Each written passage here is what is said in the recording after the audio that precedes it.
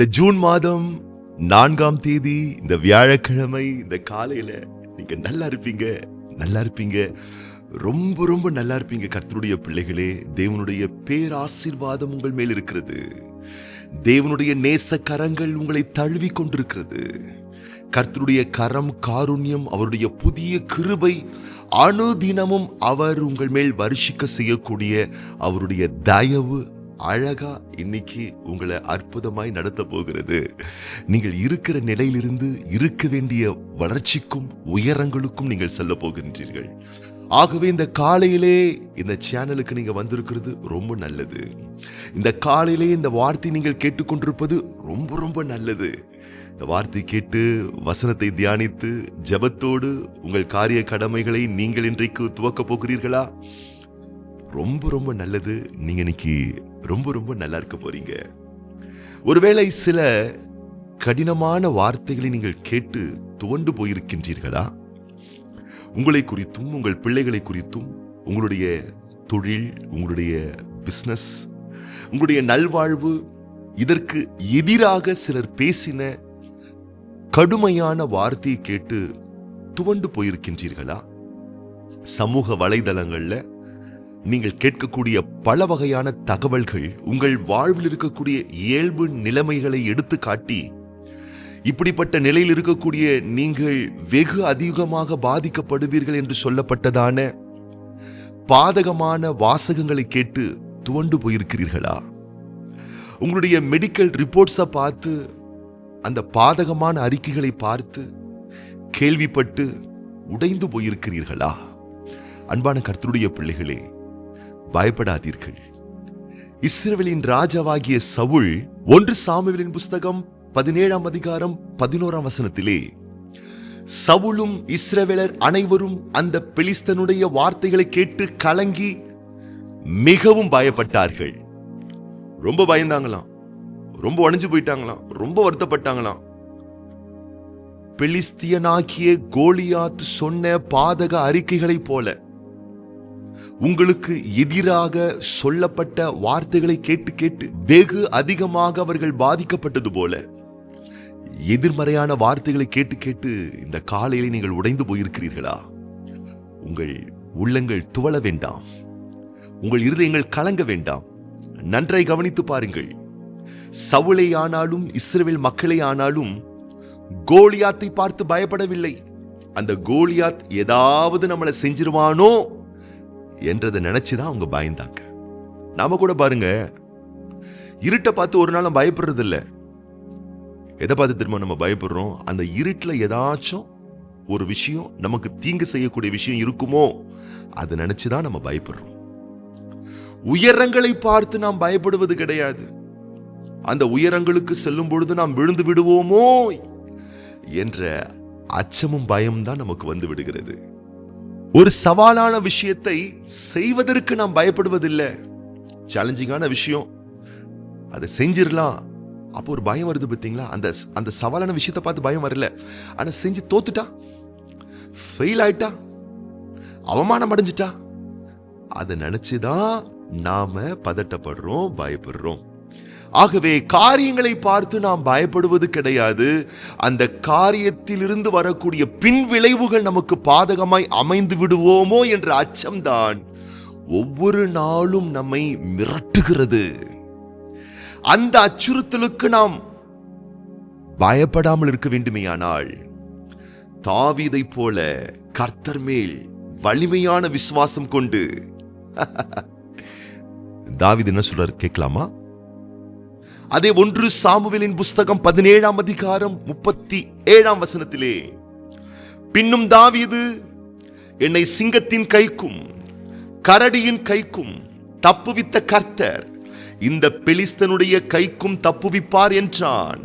அப்பொழுது சவுல் தாவீதை பார்த்து, போ, கர்த்தர் உன்னுடனே கூட இருப்பாராக என்றான்.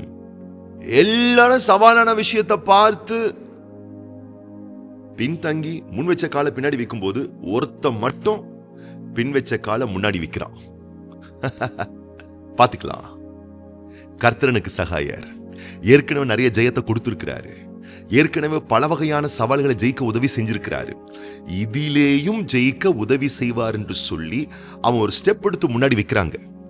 இப்ப நான் சொல்லட்டுமா, ஜெயிப்பவர்களுக்கும் தோற்பவர்களுக்கும் இருக்கக்கூடிய பெரிய வித்தியாசம் ரொம்ப பெருசெல்லாம் ஒண்ணு இல்லை. ஒரு ஸ்டெப், ஒரு அடி எடுத்து வைக்கிறது தான்.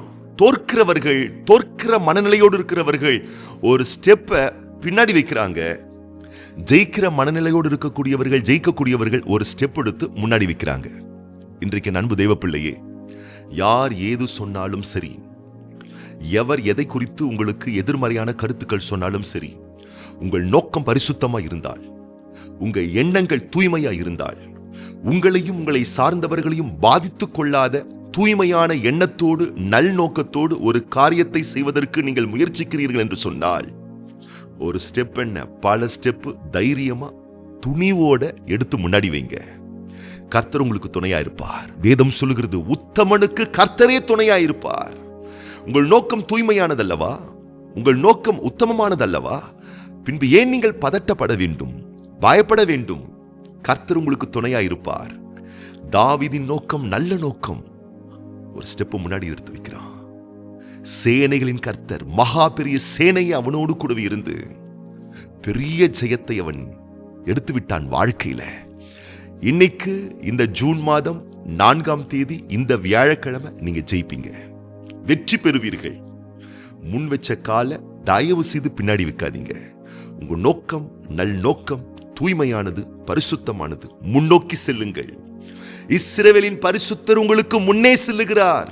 ஆகவே காரியங்களை நடப்பிக்கும்படிக்கு முன்னோக்கி செல்லுங்கள். கர்த்தருடைய பிள்ளைகளே, தைரியத்தோடு செல்லுங்கள். அவருடைய பிரசன்ஸ் உங்களுக்கு முன்னாடி இருக்கு. கோணல்களை செவையாக்குகிறவர், கரடு முரடானதை சமப்படுத்துகிறவர், பள்ளங்களை மேடாய் மாற்றக்கூடியவர் உங்களுக்கு முன்பதாக இருக்கின்றபடியினால், விசுவாசத்தை துவக்கக்கூடியவரும் முடிக்கக்கூடியவரும் உங்களுக்கு முன்பதாக இருக்கின்றபடியினால், உங்களை சுற்றி நெருங்கி நிற்கக்கூடிய பயத்தையும் பாவத்தையும் வருத்தத்தையும் சோகத்தையும் முற்றிலுமாய் புறம்பே தள்ளிவிட்டு அவரை நோக்கி முன்னோக்கி செல்லுங்கள். இன்னைக்கு நீங்க ரொம்ப நல்லா இருப்பீங்க. உங்கள் பயணங்கள் வாய்க்கும், உங்கள் நகல் நோக்கங்கள் சித்தி பெறும், நீங்கள் செய்வதெல்லாம் நிறைவேறும். பயத்துக்கு ஒரு நாளும் இடம் கொடுக்காதீங்க. கர்த்தர் பார்த்துப்பாரு. பார்த்துக்கலாம். முன்ன வச்ச கால பின்னுக்கு வைக்க வேண்டாம்னு சொல்லி தாவீதை போல முன்னோக்கி செல்லுங்கள். இன்னைக்கு நீங்க ஜெயிப்பீங்க. 100% இந்த வார்த்தை கேட்டுக்கொண்டிருக்கும் பொழுதே உங்க நல்ல நல்ல நோக்கம் என்னவா இருக்கிறதோ அதை நீங்கள் செய்ய முடியாதபடிக்கு எந்த மனத்தடைகள் இருந்ததோ, கர்த்தர் இந்த காலையில் அந்த மனத்தடையை உடைக்கிறார். அந்த மனத்தடைகளை ஆண்டவர் அப்புறப்படுத்துகிறார். தூய்மையான எண்ணத்தோடு முன்னோக்கி செல்லுங்கள். கர்த்தருடைய பிள்ளைகளே, 100% ஜெயத்தை நீங்கள் எடுப்பீர்கள். உங்களை மிரட்டுவது பெரிய யோர்தானா இருக்கலாம். உங்களை வருத்தப்படுத்துவது பெரிய கோட்டை சுவர்களான எரிகோவின் சுவர்களாக இருக்கலாம். உங்களை தடுப்பது சிவந்த சமுத்திரமாகவே இருக்கலாம். உங்களை எதிர்ப்பது பெரிய கோலியாத்தாகவே இருக்கலாம். உங்களுக்கு முன்பதாக சமபூமி ஆவார்கள்.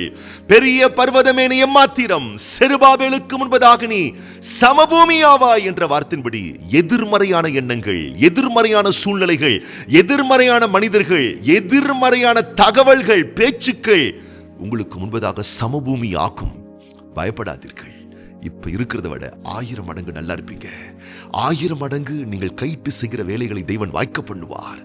வாழ்ந்திருப்பீர்கள், சுகித்திருப்பீர்கள். பேசிய துன்மார்க்கமான வார்த்தைகள், கடினமான வார்த்தைகள், மோசமான தகவல்கள், பாதகமான அறிக்கைகள், அந்த தீமைகள், அதனுடைய வாய் இன்றைக்கு கர்த்தர் மூடுகிறார். இந்த ஜூன் மாதம் 4ஆம் தேதி இந்த வியாழக்கிழமை தீமை தன் வாயை மூடும். தேவன் ஜெயத்தை உங்களுக்கு 100% தருவார். முன்னோக்கி செல்லுங்கள். நல்லா இருப்பீங்க கர்த்தருடைய குழந்தைகளே. ரொம்ப நீங்க நல்லா இருப்பீங்க.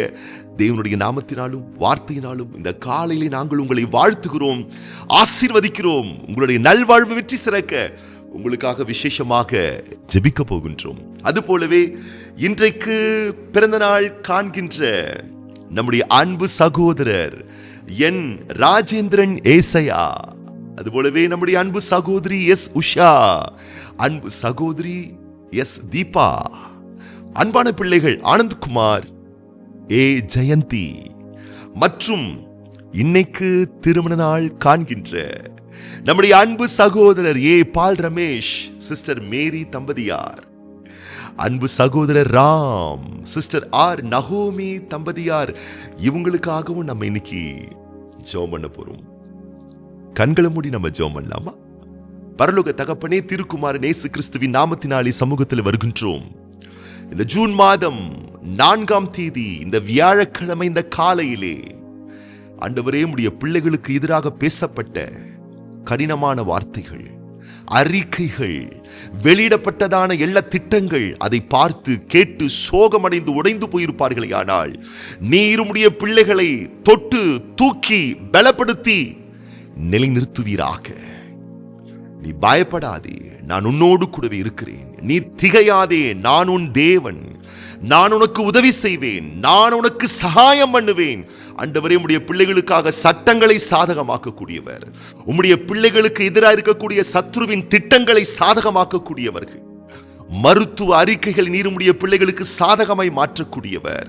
உம்முடைய பிள்ளைகள், உம்மை சார்ந்து வாழுகிற பிள்ளைகள், இன்றைக்கு என்னென்ன கெடுதியான செய்திகளை நாங்கள் கேட்டோமோ அதையெல்லாம் நன்மையான செய்திகளை கேட்க மாட்டோமா என்ற ஏக்கங்கள் இருக்குமேயானால், இன்றைக்கு தீமை தன் வாயை மூடி ஆசீர்வாதமான நல் வாக்குகளை நம்முடைய பிள்ளைகளுடைய செவிகள் கேட்பதாக, முன்னோக்கி செல்வார்களாக.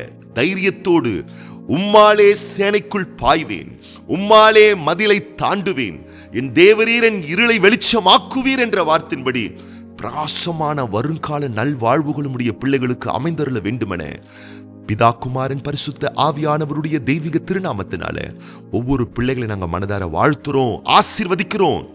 ஸ்நேக நேச பிரிய பாசமுள்ள கரத்தில் நாங்கள் ஒப்பு கொடுக்கிறோம். இன்றைக்கு பிறந்த நாட்கள் காண்கின்ற, திருமண ஆண்டுகள் காண்கின்ற ஒவ்வொரு பிள்ளைகளுக்காக விசேஷமாக நாங்கள் ஜெபிக்கின்றோம். தகப்பனே, ஆண்டுகளை, வருடங்களை நன்மைகளால் முடிசூட்டுகிறவர். அன்பான பிள்ளைகளுக்கு நீர் தந்திருக்கக்கூடிய நாட்களையும் வருஷங்களையும் நன்மைகளால் முடிசூட்டி வாழ்நாளெல்லாம் உடைய பிள்ளைகள் களி கூர்ந்து மகிழ்ந்திருக்கும்படிக்கு வளமான ஆசீர்களை நீர் உடைய பிள்ளைகள் வாழ்க்கையிலே சம்பூர்ணமாக வருஷிக்க பண்ண வேண்டுமென பிதா, குமாரன், பரிசுத்த ஆவியானவருடைய திருநாமத்தினால ஒவ்வொரு பிள்ளைகளை நாங்கள் மனதார வாழ்த்துறோம், ஆசீர்வதிக்கிறோம்.